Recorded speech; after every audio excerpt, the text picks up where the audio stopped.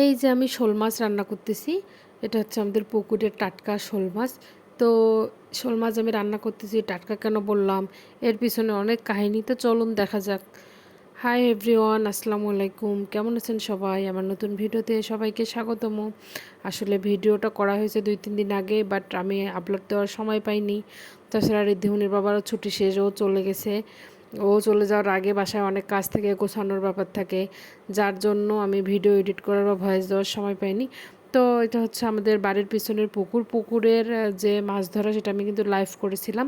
যারা দেখেছে তারা দেখেছে, আর যারা দেখেননি তারা আমার আইডিতে ঢুকে দেখতে পারেন যে ঋদ্ধিমণি আর রাইয়ান দাঁড়িয়ে মাছ ধরা দেখতেছে।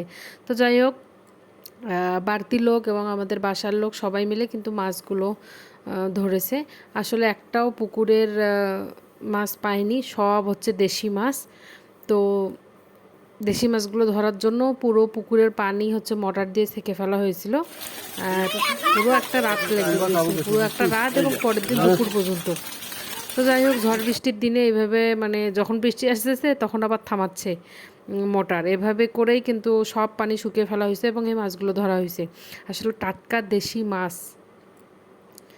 এটার স্বাদই অন্যরকম। এবং এই মাছ তো আপনারা জানেন এই মাছের দাম কীরকম।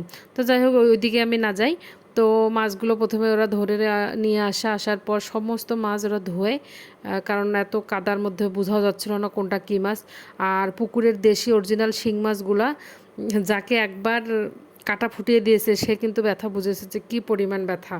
তো যাই হোক, উনি আমার সম্পর্কে ভাসুর হন। তো উনি মাছটা নিয়ে ভিডিও করতেছিল, এর বড় শোলটা। তো যাই হোক, যেখানে ভাগ কিন্তু হয়েছে প্রায় 3-4 ভাগ। 3-4 ভাগ হওয়ার কারণে কিন্তু মাছ আমরা কম পাইছি, কিন্তু যা পাইছি মাশাআল্লাহ পাইছি।